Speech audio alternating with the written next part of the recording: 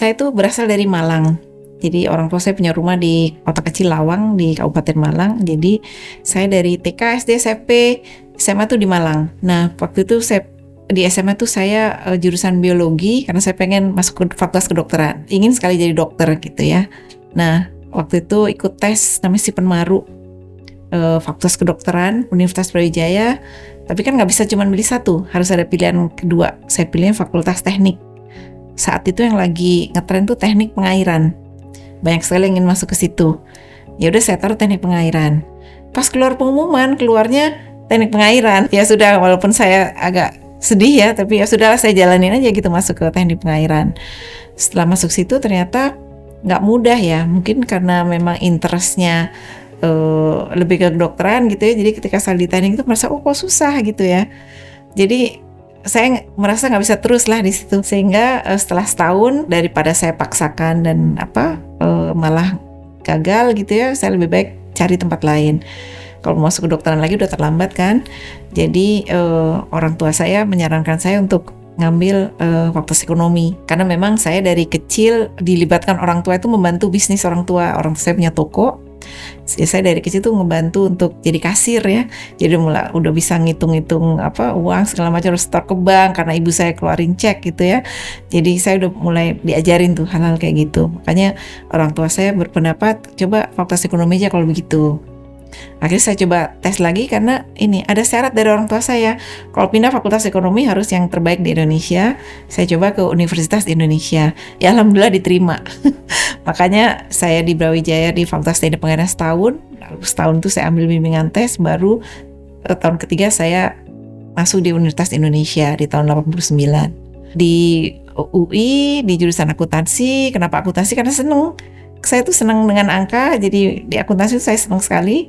Makanya saya pikir mungkin ini karir saya ke depannya. Nah, pada saat saya masih kuliah, waktu itu kuliah tinggal 2 mata kuliah kalau nggak salah, dan pindah dari Salemba ke Depok.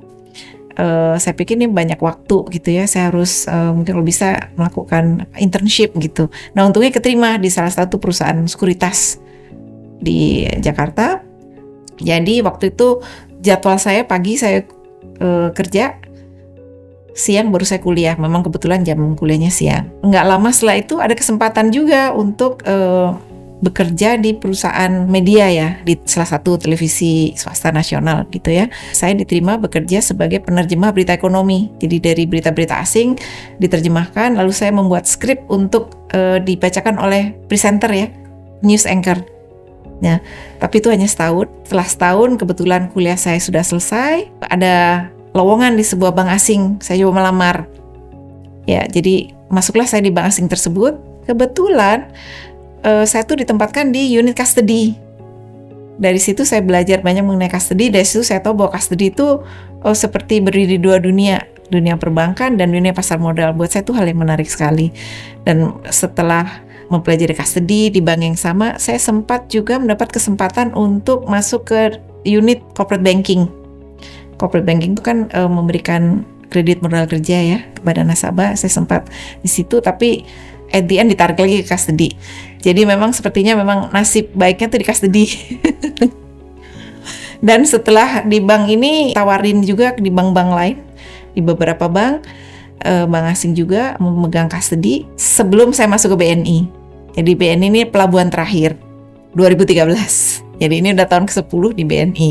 Saya merasa beruntung ya bisa bergabung di bank, salah satu bank terbesar di Indonesia yang milik pemerintah Indonesia. Jadi menimbulkan sensasi idealisme nasionalisme tersendiri. Karena apa yang kita lakukan ini dikembalikan kepada negara. Jadi ketika saya masuk BNI, saya itu diminta untuk mengembangkan atau membentuk tim bisnis custody. Jadi waktu itu custody-nya udah ada, tapi hanya tim operasional. Nah, di sini saya bangun tim product and sales. Berkembang sedemikian rupa sampai sekarang dengan prestasi yang saya juga senang ya bisa berkontribusi dari aset udah berkembang mungkin 4-5 kali lipat sampai sekarang ini. Jadi ya itu semoga itu menjadi kontribusi yang memang bisa bermanfaat ya untuk BNI dan buat negara gitu.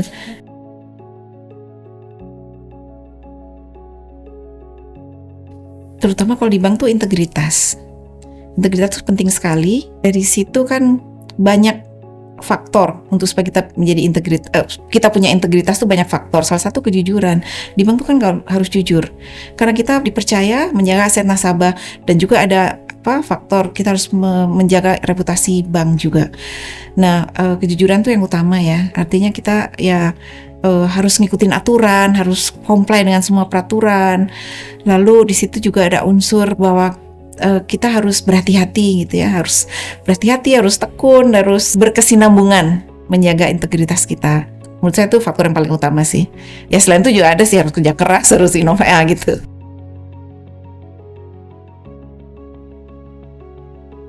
Gini, segala sesuatu itu bisa dilakukan sebenarnya. Memang harus open mind, harus mau belajar, dan harus sabar. Kalau mungkin generasi saya masih bisa, seperti kalau saya lihat generasi sekarang kan tingkat kesabarannya rendah tuh. Jadi kalau kita tuh harus sabar untuk mempelajari ini, dan harus setelah mempelajari kan harus nguasain pekerjaan. Kalau kita nguasain pekerjaan kita, tahu apa yang harus kita lakukan, akhirnya timbul ketertarikan ya. Dari situ nanti timbul ownership. Oke, saya seneng dengan pekerjaan ini, saya mengerti pekerjaan ini, sehingga saya memang dengan artinya nggak pakai mikir, udah jalanin aja gitu.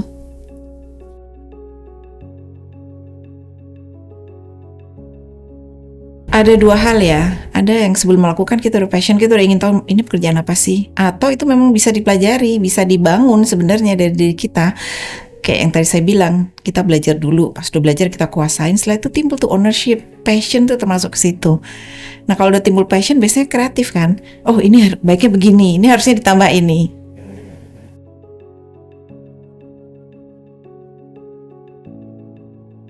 Oke. Tadi saya sempat sebutkan ya, saya tuh pengen jadi dokter sebenarnya, tapi ya karena masuk fakultasnya nggak di kedokteran, jadi akhirnya itu tidak tercapai gitu. Tapi saya tetap jadi pemerhati kesehatan sih. Maksudnya saya concern banget dengan kesehatan. Selain pengalaman pribadi pernah sakit gitu ya, jadi kesininya tuh saya benar-benar untuk diri saya sendiri saya harus disiplin. Tapi saya juga akhirnya banyak baca gitu ya, lihat-lihat medsos gitu tentang kesehatan ini. Passion saya di situ juga ada.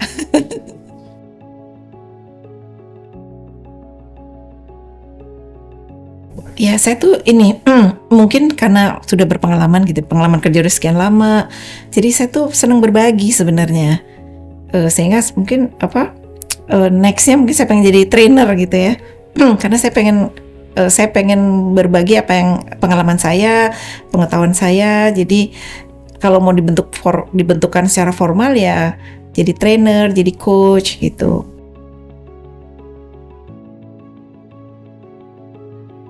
Mungkin persaingan ya. Jadi kita kan di industri perbankan tuh yang termasuk tantangan utama tuh persaingan dengan bank lain. Kenapa? Karena sebenarnya produknya kan mirip-mirip. Kita tuh kalau bank mungkin nggak bisa terlalu kreatif gitu ya, karena kita dibatasi dengan peraturan yang sangat ketat dari Bank Indonesia. Nah, berdasarkan koridor peraturan ini kita harus menjalankan, memang harus sesuai yang ada di aturan tersebut. Namun di sisi lain kan bank itu butuh revenue, butuh fee based income ya, butuh pendapatan. Nah, disitulah letak persaingannya, bagaimana kita tetap mempertahankan layanan kita yang terbaik, namun dengan perolehan revenue yang harus bersaing dengan bank lain.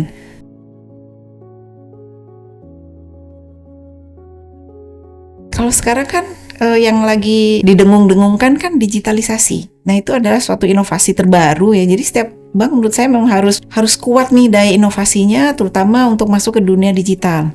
Namun ya mesti hati-hati ya, digital. Kalau ngomong digital kan kita ngomong data.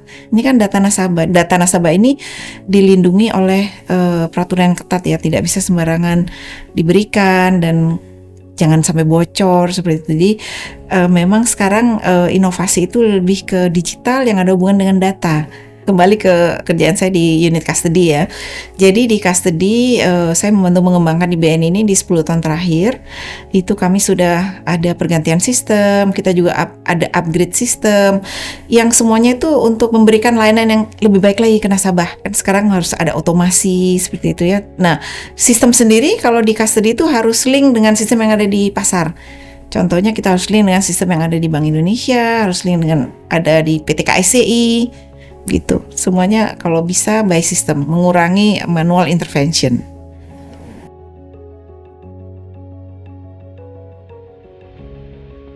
apa itu custody gitu ya. Mungkin kita analogikan secara umum dulu bahwa bank itu kan menyimpan aset nasabah berupa cash atau dana, itu fungsi bank secara umum. Nah, custody ini salah satu fungsi di dalam bank. Fungsi sama, yaitu menyimpan aset nasabah namun berupa surat berharga. Surat berharga ini berupa saham atau obligasi. Obligasi itu surat utang ya, ada surat utang negara, ada surat utang korporasi, atau istilahnya government bonds atau corporate bonds. Di tim custody yang ada di BNI, itu kami punya tim bisnis sama tim operations. Tim bisnis itu tugasnya mendapatkan nasabah baru ataupun nasabah lama yang kita deepening ya untuk menggunakan custody kami. Nah, kalau untuk tim operations yang dilakukan itu sebenarnya ada 4 hal. Yang pertama settlement. Settlement ini melakukan penyelesaian transaksi atas aset yang mereka beli atau yang mereka jual. Ya, kalau dianalogikan di kegiatan perbankan pada umumnya, kalau nasabah itu nabung dana di bank, tentu akan diterima oleh misalnya teller gitu ya, uangnya dihitung, kemudian akan masuk ke sistem dan nanti ada buku tabungan di print. Nah, ini proses itu namanya settlement. Sama halnya dengan di custody. Kalau dari nasabah melakukan pembelian surat berharga, maka kami akan melakukan penyelesaian transaksi. Kami menerima surat berharga tersebut dan kami taruh di sistem untuk disimpan, dan kami juga melakukan pembayaran atas pembelian tersebut. Nah, kalau udah disettle, proses kedua itu namanya safekeeping. Jadi aset ini disimpan semua dalam bentuk elektronik. Jadi untuk safekeeping, sistem kami itu link dengan sistem yang ada di Bank Indonesia untuk surat utang negara, dan link juga di PT KSCI untuk saham dan surat utang korporasi. Jadi jelas ya di situ ya. Nah, setelah disimpan, aset-aset ini akan dapat hak atas aset tersebut. Biasanya kita sebut corporate action. Nah, kalau contoh corporate action untuk saham itu dapat dividen. Kalau surat utang dapatnya bunga. Ya, pendapatan dalam bentuk bunga. Setelah settlement, safekeeping, corporate action, terakhir itu ada proxy. Proxy ini bank custody mewakili nasabah biasanya dalam hal rapat umum pemegang saham. Jadi kami mendapat mandat dari nasabah, satu untuk hadir untuk memenuhi quorum, kedua untuk melakukan voting. Baru ada fungsi tambahan terakhir yaitu pelaporan. Pelaporan ini either kepada nasabahnya atau kepada regulator, dalam hal ini OJK.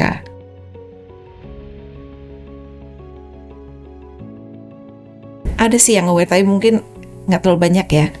Jadi kalau lihat dari literasi keuangan secara keseluruhan juga masyarakat Indonesia mungkin sekitar 50% lah yang tahu mengenai keuangan gitu ya secara umum. Nah, kalau custody ini kan masuk area pasar modal. Yang pasar modal pasti lebih sedikit lagi. Dan juga custody ini biasanya berada di urutan terakhir dari rangkaian ekosistem yang ada di pasar modal. Sehingga mungkin kurang begitu dikenal. Terus ada faktor lain. Custody ini didesain yang utama untuk handle nasabah korporasi. Jadi bukan orang per orang retail ya. Jadi kalau mungkin di antara korporasi atau perusahaan-perusahaan yang berkecimpung di bidang investasi mungkin dikenal.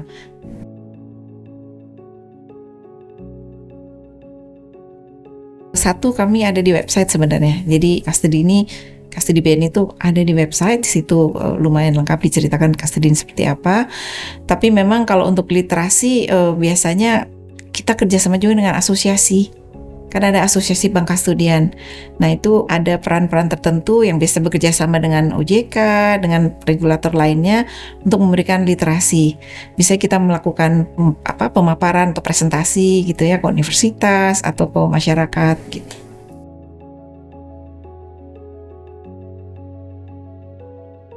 Nah, sebenarnya gini, di salah satu diskusi saya dengan salah satu universitas, itu saya sempat mengusulkan harus ada mata pelajaran mengenai pasar modal.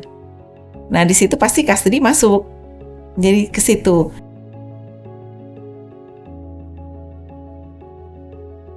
Fungsi asosiasi bank custody itu tentu mensupport ekosistem yang ada di pasar modal untuk semakin maju. Nah, kami itu bekerja sama dengan OJK.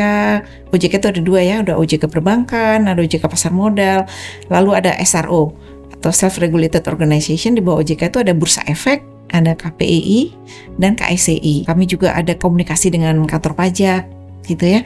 Tujuan utamanya itu sebenarnya gini loh, membantu para anggotanya untuk mengerti lebih dalam jika ada peraturan-peraturan baru.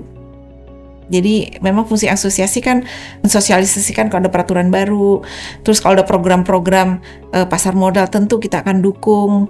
Karena tujuannya untuk meningkatkan jumlah investor juga salah satunya. Nah salah satu program waktu itu dijalankan, saya ingat pada saat saya jadi ketua, adalah perubahan mekanisme penyelesaian dari T+3 di Bursa Efek menjadi T+2. Ketika dia berubah dari T+3 ke T+2, T itu transaction date. Artinya kalau kita beli aset, beli saham gitu ya, itu waktu itu diselesaikannya T+3. Jadi 3 hari setelah kita melakukan transaksi. Ya itu istilahnya begitu. Jadi trade date +3. Nah waktu itu disempitkan jadi trade date +2. Jadi gini, kalau trade date +3, kalau kita mau jual saham nih ya, hari ini kita deal done, baru 3 hari kemudian dana kita masuk. Tapi sekarang berubah kan jadi T+2, jadi kan lebih cepat dananya masuk. Begitu dana masuk T+2 kan kita udah langsung bisa belanja yang lain lagi. Jadi itu memperkecil cycle, persingkat cycle. Selain itu juga fungsi asosiasi itu selain menjaga bahwa semua peraturan itu dapat dikerjakan dengan baik gitu ya, atau diikuti, kita juga ada unsur edukasi. Jadi kami juga menyediakan training buat para peserta dari bank custody. Training tentu mengenai custody yang utama, tapi sekarang udah berkembang, udah semakin banyak trainingnya.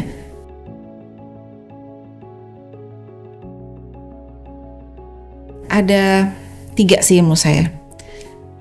Work smart, be kind, terakhir be healthy. Kenapa saya sebutkan be kind itu terlebih dahulu? Kita ini kan hidup di suasana yang banyak orang semakin stres ya. Saya tuh pengennya bisa berbuat baik gitu ke semua orang gitu kalau bisa gitu ya.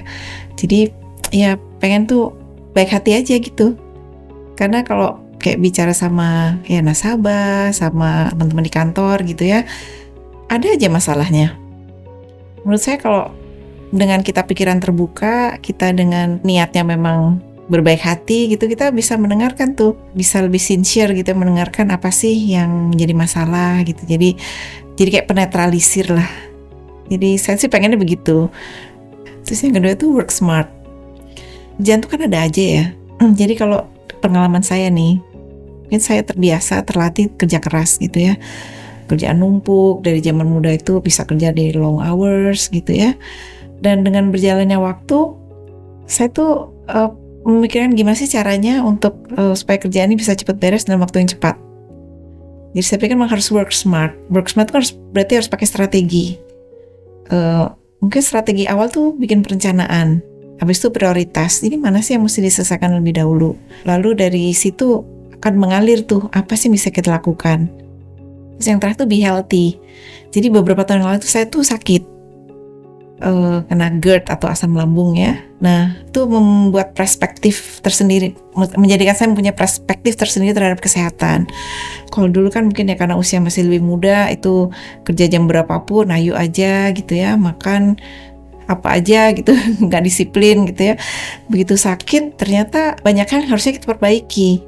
Nah dari situ saya mulai menata hidup lagi tuh. Buat saya ini second chance karena saya pengen hidup sehat, saya pengen sehat untuk keluarga saya gitu ya. Kalaupun misalnya insya Allah misalnya panjang umur yang nyaman gitu, bukan yang sakit gitu. Jadi saya merubah pola hidup. Jadi saya lebih memperhatikan jam istirahat. Kalau dulu mungkin nggak terlalu peduli jam gitu ya, udah tidur jam berapapun oke. Sekarang udah berusaha tertib.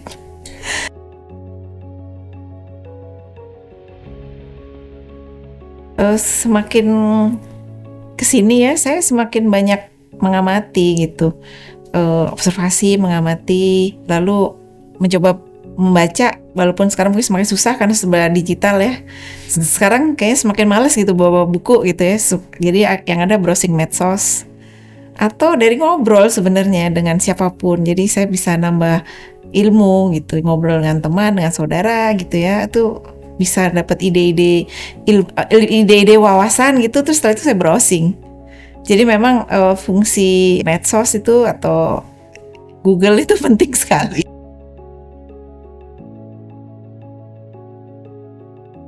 Idealnya tuh olahraga tuh setiap hari idealnya kan, kalau udah usia saya gini minimal 30 menit lah gitu. Tapi tuh susah ya buat saya karena ya pagi-pagi harus berangkat kantor gitu kan, terus mesti bantu nyiapin ada anak yang masih di SMA gitu. Jadi saya kebanyakan olahraganya weekend. Tapi itu pun kalau tidak ada kegiatan dengan keluarga. Biasanya saya udah janjian sama anak, terutama anak laki ya, dia pemain bola kan. Kalau main bola karena dia masih 15 tahun yang memang harus diantar gitu ya. Ya udah saya udah janjian sama dia. Saya ngatur waktu aja. Saya main bola pagi ya, saya kalau mau olahraga sore gitu. Tapi memang harus olahraga karena udah terbiasa olahraga, kalau nggak olahraga badan jadi nggak enak ya.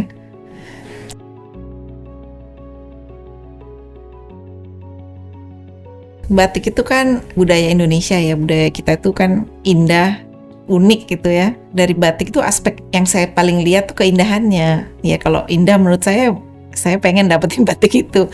Kalau motifnya sih banyak yang saya suka ya. Dari Cirebon tuh ada Megamendung atau Pekalongan ya apa seperti ini contoh Pekalongan. Terus yang dari Solo, Jogja banyak sekali. Tapi memang saya suka motif yang bunga ya.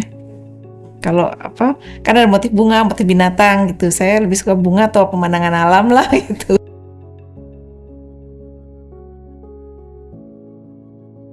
Di keluarga memang kami melakukan ya, itu kan cara kita refreshing gitu ya. Biasanya yang buat kita exciting itu tempat-tempat baru. Nah kalau perginya hanya berdua suami, kebanyakan backpacking kita. Kita backpacking pernah ke China gitu ya, hampir sebulan tuh naik turun bus gitu, sampai ke daerah ujung-ujung ke Xinjiang yang berbatasan dengan Kirgistan. Itu ada juga pengalaman 2 hari semalam tuh naik kuda. Kita tinggal di tenda peternak Kiyak, jadi itu udah deket ke perbatasan Tibet. Jadi itu hal-hal menarik dan adventure. Kebetulan suami saya tuh petualang, jadi ya udah saya sih kebanyakan ngikut beliau.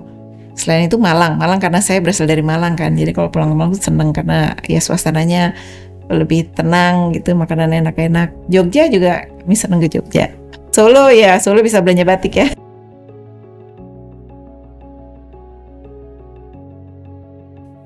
Ini akan menempatkan kita sejajar dengan negara maju lainnya, supaya data mengenai perpajakan ini kan lebih mudah diakses oleh masyarakat. Kalau ini udah terintegrasi juga lebih bagus lagi kan, misalnya kayak NPWP dari NIK gitu ya, itu cukup satu data itu udah bisa kemana-mana gitu. Ini bagus sekali ya, semoga bisa benar-benar diimplementasikan ya.